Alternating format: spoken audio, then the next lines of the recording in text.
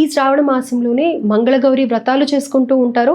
అలాగే ముఖ్యంగా నాగుల పంచమి జరుపుకుంటూ ఉంటారు. అయితే నాగుల పంచమికి సంబంధించి ఆరోగ్యాల రీత్యా కానీ లేకపోతే ఇంకా అనేక ఇబ్బందులు ప్రతినిత్యం ఎదుర్కొంటున్న సందర్భంలో పుట్టకి పూజ చేయడం కానీ లేకపోతే నాగుల దగ్గరికి వెళ్ళి ప్రత్యేక పూజలు ఆచరించడం కానీ చేస్తూ ఉంటారు. అయితే సరైన విధి విధానాలు ఏంటి, ఎవరు ఆచరించాలి అని అంటారు? నాగుల పంచమికి సంబంధించి ఆ ప్రముఖంగా ఆ రోజుని ఎందుకు జరుపుకుంటూ ఉంటారు అనేది తెలియచేయండి. నాగపంచమి మీరు గమనిస్తే ఈ సంవత్సరం ఈ నాగపంచమి సోమవారం రోజు వచ్చింది.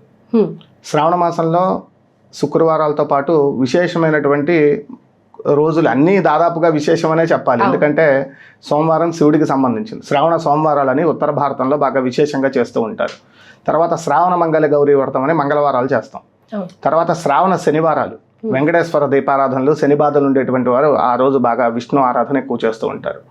ఇందులో విశేషంగా చెప్పేటువంటిది ఏమిటయా అంటే ఈ నాగపంచమి.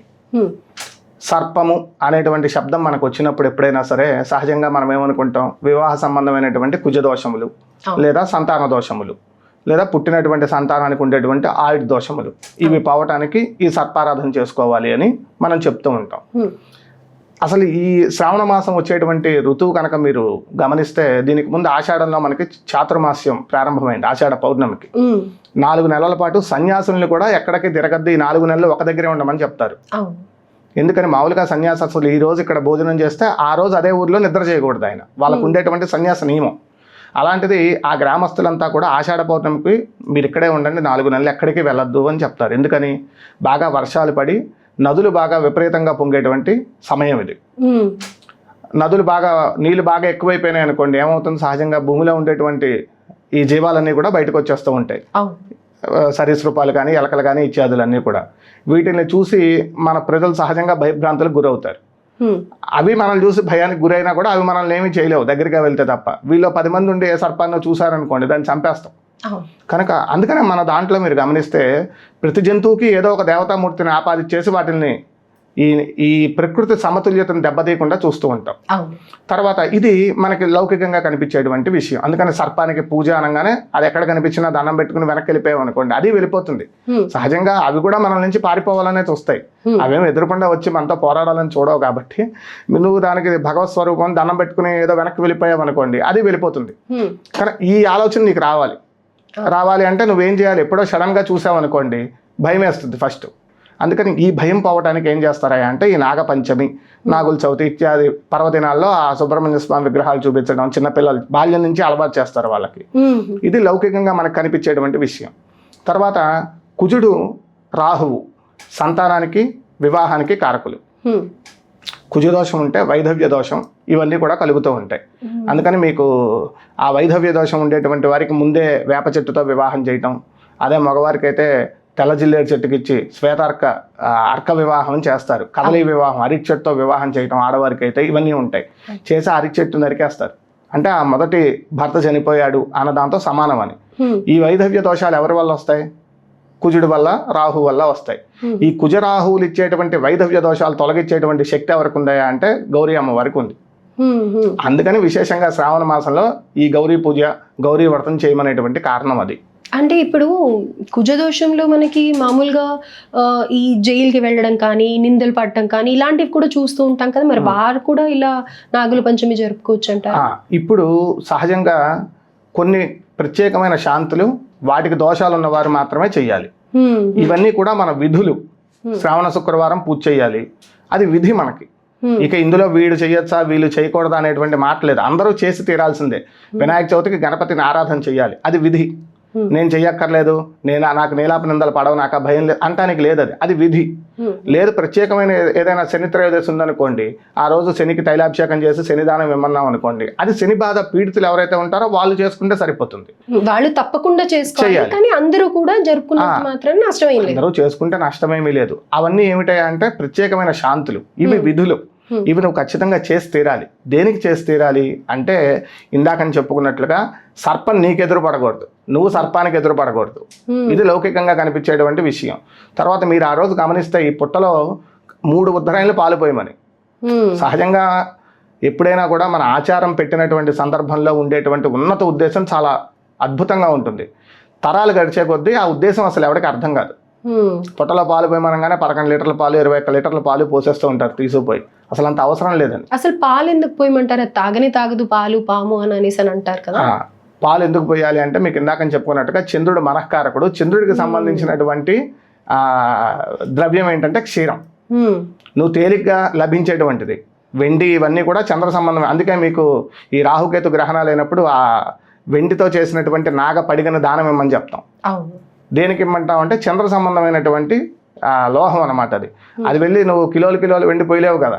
అందుకని ఒక చెంచాడు ఉద్ధరాయణ 3 ఉద్ధరాయణలు 3 సార్లు అంటే ఒక స్పూన్తో తీసుకున్న పాలు 3 సార్లు పోయమని పుట్టలో. అంతే చాలు. మరి గుడ్లు కూడా వేస్తూ ఉంటారు. అది ప్రాంతీయంలో వచ్చినటువంటిదే కానీ దీనికి ప్రమాణం లేదు. రెండవది ఇందులో ఇంకొక విశేషం ఏమిటాయి అంటే పుట్టలు ఎవరు పడతాయి? చీమలు పెడతాయి. చీమలు ఎక్కడికి వస్తాయి? తీపి ఉండేటువంటి ప్రదేశానికి వస్తాయి.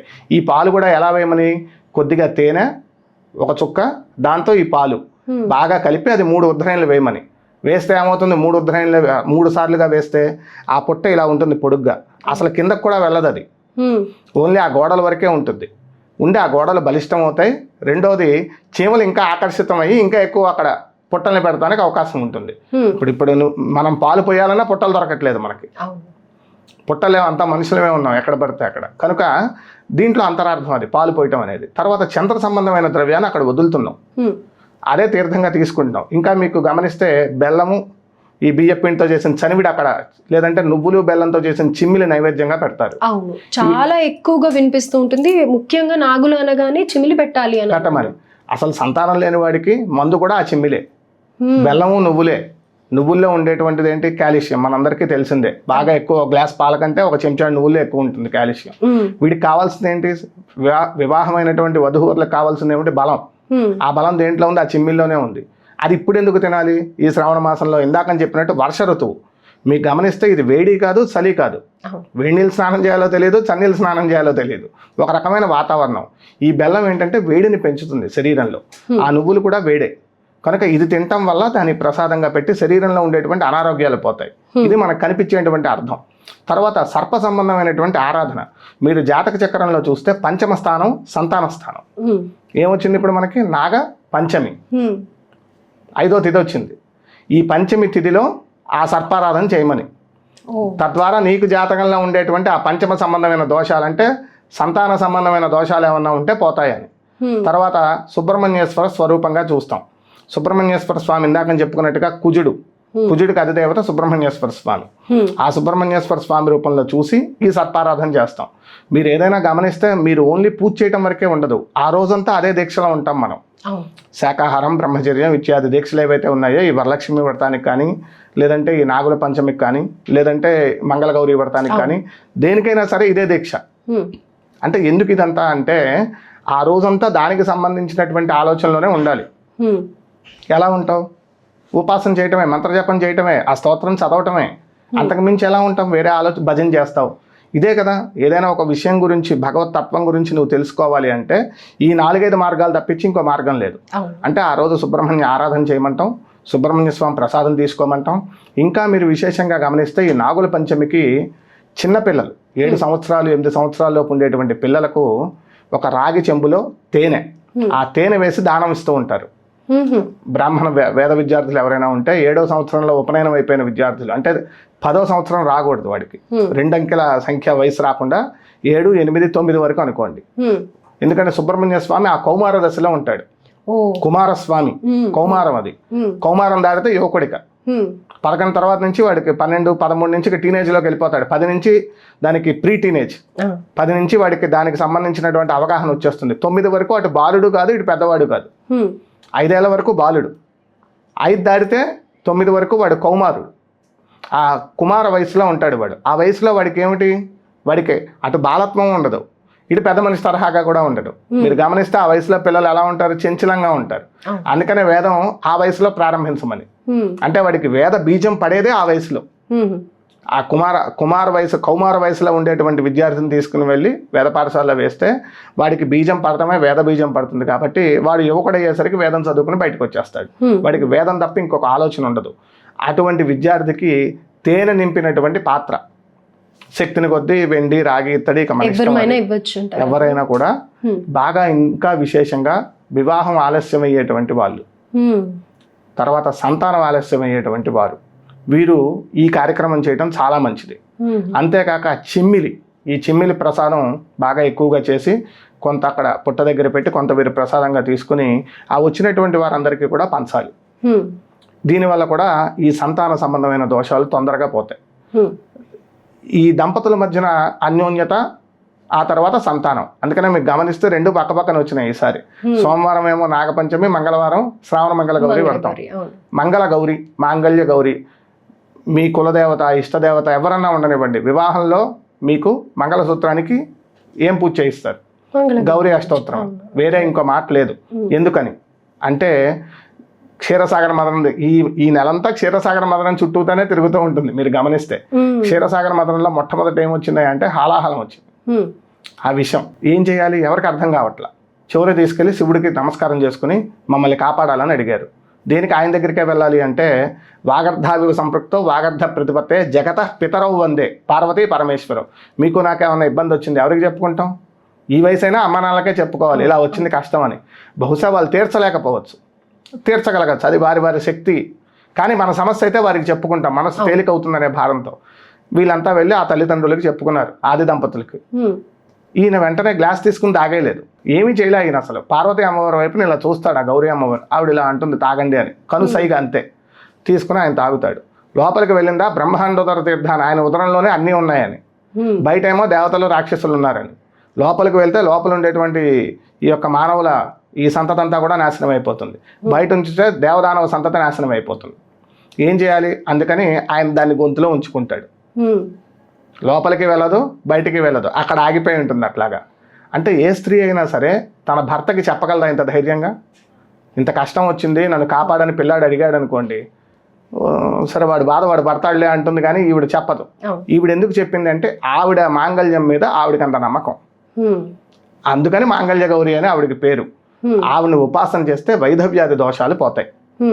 వైధవ్యాధి దోషాలు పోతే సరిపోతుందా అంటే సరిపోదుగా. మరి భార్యాభర్తలు చక్కగా ఉన్నారు. మన హిందూ ధర్మం ప్రకారం వివాహానికి పరిపూర్ణత ఏమిటాయి అంటే సంతానమే. మీకు వివాహ మంత్రంలో కూడా ధర్మ ప్రజా సంపత్త్యర్థం అని చెప్తాం మనం. సంతానం కావాలి, సంతాన సంబంధమైన దోషాలు పోవాలంటే ఇదిగో ఇందాకని చెప్పుకున్నట్టుగా మరలా ఈ నాగపంచమి దగ్గరికి రావాలి. ఇక్కడ అన్యోన్యత ఉంది, అక్కడ సంతాన సంబంధమైన దోషాలు పోయినాయి, వివాహ సంబంధమైన దోషాలు పోయినాయి. ఇంకా మిగిలేదేమిటి? చక్కటి సంతానం. అదేగా అందరూ కోరుకునేది. అదిగో ఈ చక్కటి సంతానం కావాలి అంటే ఈ శ్రావణ మంగళ గౌరీ వ్రతము, అట్లానే ఈ నాగపంచమి ఈ విధి చేసుకుంటాం వల్ల చక్కగా అందరికీ కూడా అన్యోన్య దాంపత్యము సంతానము కలుగుతుంది. కాబట్టి మన ఛానల్ చూసే ప్రేక్షకులందరూ కూడా ఈ 2 పర్వదినాలు విశేషంగా ఆచరించి తద్వారా ఆయా దేవతల అనుగ్రహం పొందవలసిందిగా కోరుచున్నాం. అయితే ప్రతి ఒక్కళ్ళకి కూడా ఎన్నో సందేహాలు ఉంటూ ఉంటాయి, మామూలుగా జరుపుకుంటూ ఉంటాం తప్ప ఇంత వివరంగా తెలిసిన తర్వాత ప్రతి ఒక్కరూ ఆచరిస్తారని అనుకుంటూ ఉన్నాను. ధన్యవాదాలు ఇంత వివరంగా తెలియజేసినందుకు. నమస్కారం.